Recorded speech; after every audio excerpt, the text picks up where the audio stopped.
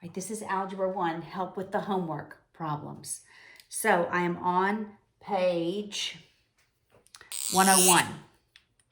And the first question is from lesson 23, number 24. It's negative 3 squared minus negative 3 squared plus the fifth root of 32. All right, this first term, that reads the opposite of 3 squared. All right, so when it's not in parentheses, I don't look at the negative. The negative exists outside of it. So 3 squared is 9. So it's negative 9. Minus. Now this is negative 3 squared. When it's inside parentheses, it says multiply negative 3 times negative 3, and that gives me a positive 9.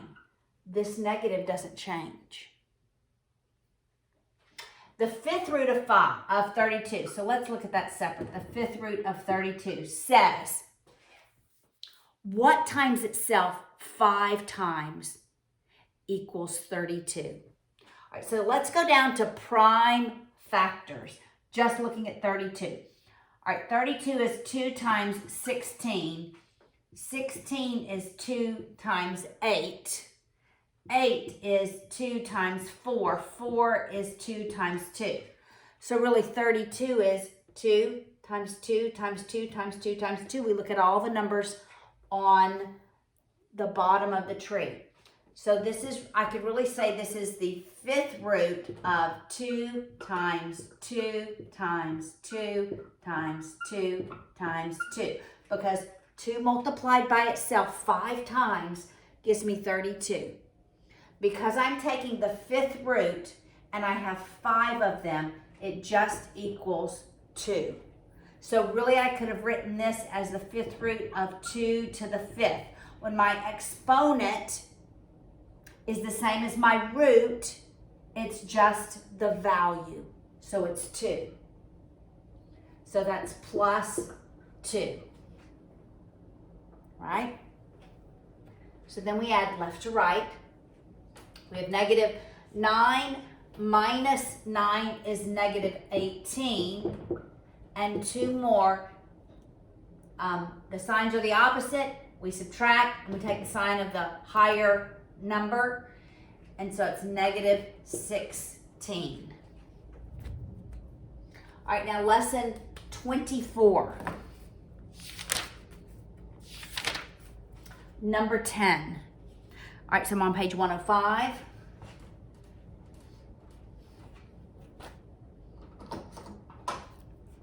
Number 10. So it's x minus 1/4 equals 7/8.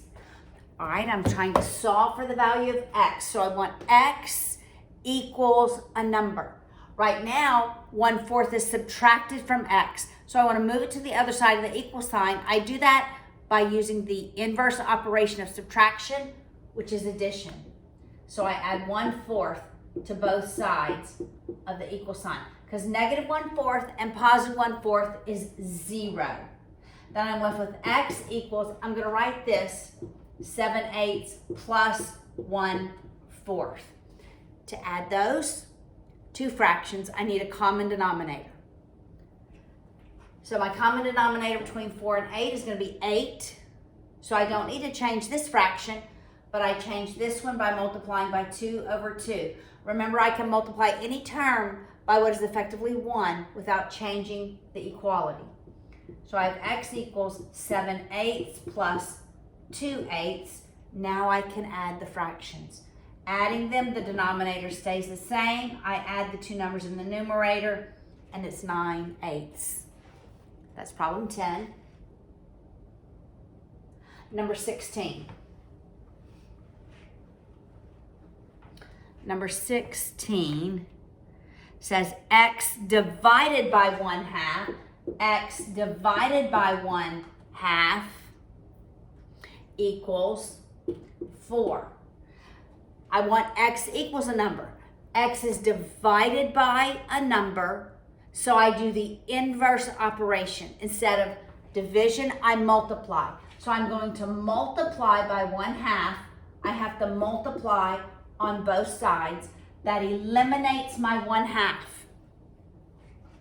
So I have x equals 4 times 1/2 is 4/2, right? This is like 4/1. Multiply numerator times numerator, denominator times denominator.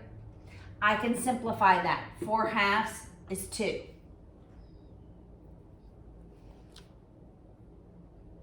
It's kind of hard to see when it is division of a fraction, right? But we're still going to do the inverse operation. All right, number 30, problem 30.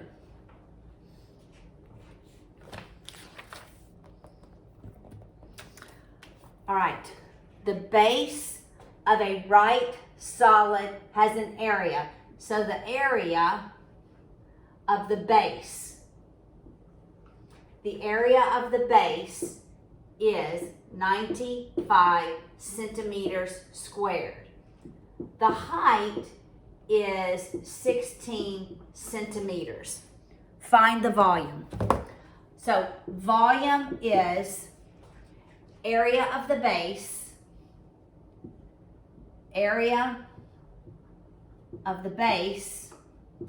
times the height. Both of these values are given. So the volume is going to be 95 centimeters squared times 16 centimeters. I end up with centimeters cubed. I have to multiply 95 by 16. I'll do it over here.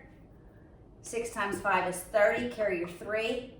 9 times 6 is 54, and 3 more is 57.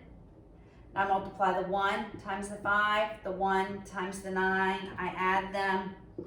That's 12, carry my 1, that's 15. So it's 1,520 centimeters. That's the volume. You take the base, the area of the base that they've given you, and you multiply it by the height. All right, lesson 25.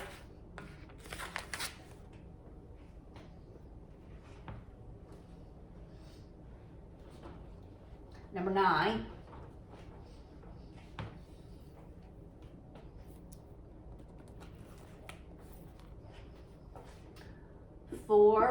X equals 2 2/3. All right, the first step we have to take is we cannot have mixed numbers. All right, we have to have improper fractions. So we're going to make this term an improper fraction. All right, so we have 4x equals, and how do we do that? All right, our denominator remains 3. So we do 2 times 3, which is 6, and 2 more is 8. Now, I could divide by 4 on both sides, but since I have a fraction over here, I'm going to multiply by 1/4. Because 4/1 times 1/4 is the same thing as dividing by 4. And that becomes 1. Multiply by 1/4 on both sides. Now remember, before I multiply, I simplify. And I can simplify in an x. So 1 and 3 and 8 and 4, I can simplify. Okay, 1 and 3 is in its most simplified form. When I look at 4 and 8, 4 goes into both of those. So 4 goes into 4/1, 4 goes into 8/2. Now I multiply 2 times 1, that's 2. 3 times 1, that's 3. All right, so when you have a number times x equals a fraction, you're gonna multiply by the inverse of that fraction, the reciprocal of it. We're going to take the reciprocal and multiply by it. This is really 4/1. Multiplying any number by the reciprocal equals 1.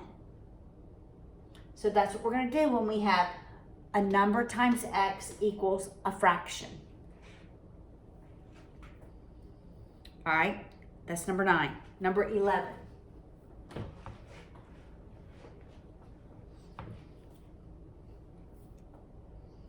Three x minus 4 equals 10. 3x minus 4 equals 10. I want x by itself. So when I'm solving these equations for the value of x, I want x by itself on one side of the equal sign, and then I want everything else on the other side. So 4 is subtracted from 3x.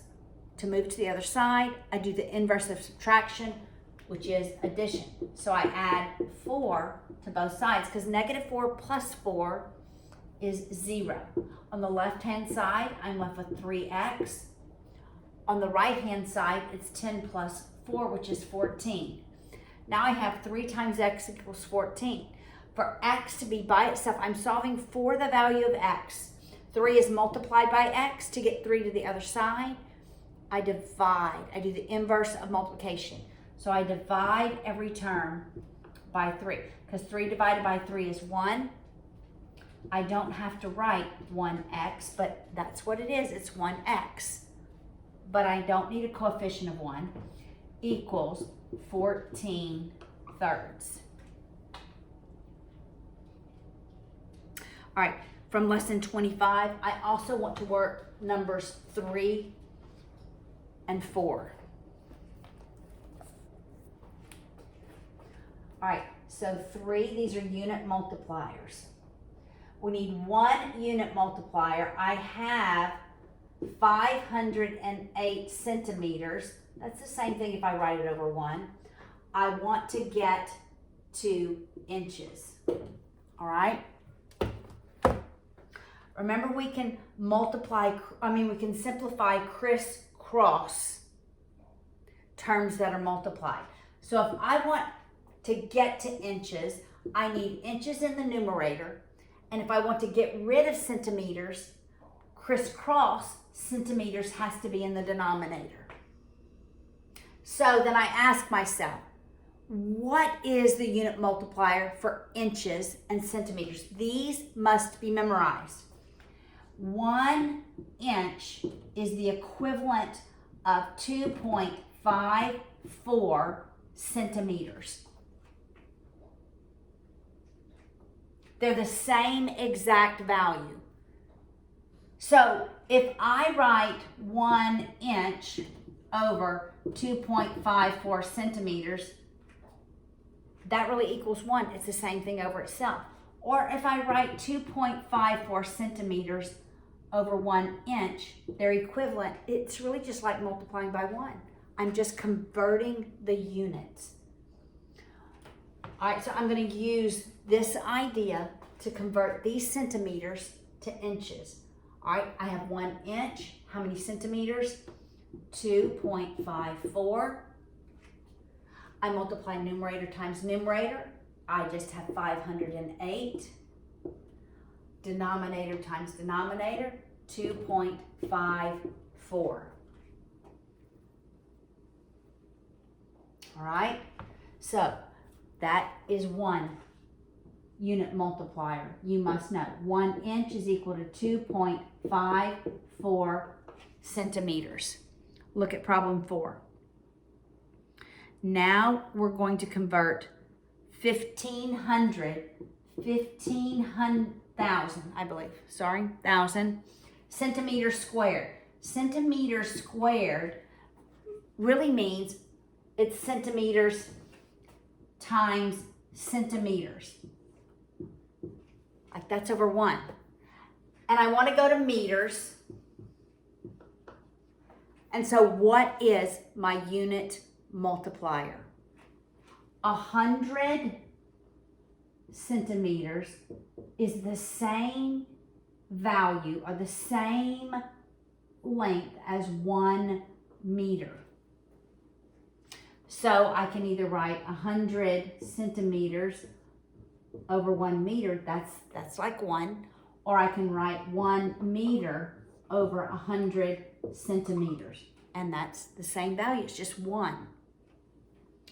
I have centimeters twice in the numerator. So because I'm multiplying by unit multipliers, I want centimeters to be in the denominator. So if I put centimeters here, it will eliminate that one. If I put centimeters here, it will eliminate that centimeters. And then I'll have meters. And I end up with meters squared, because remember, multiplication of variables and those lengths is addition to their exponents, 1 plus 1. I'm going to use this concept. How many meters? 1. How many centimeters? 100. 1 meter, 100 centimeters. I don't have to multiply this out. It's 15,000 over, see, that's 15, 1 times 1. I don't have to write times 1 times 1. 1 times, and in the denominator, I have 100 times 100.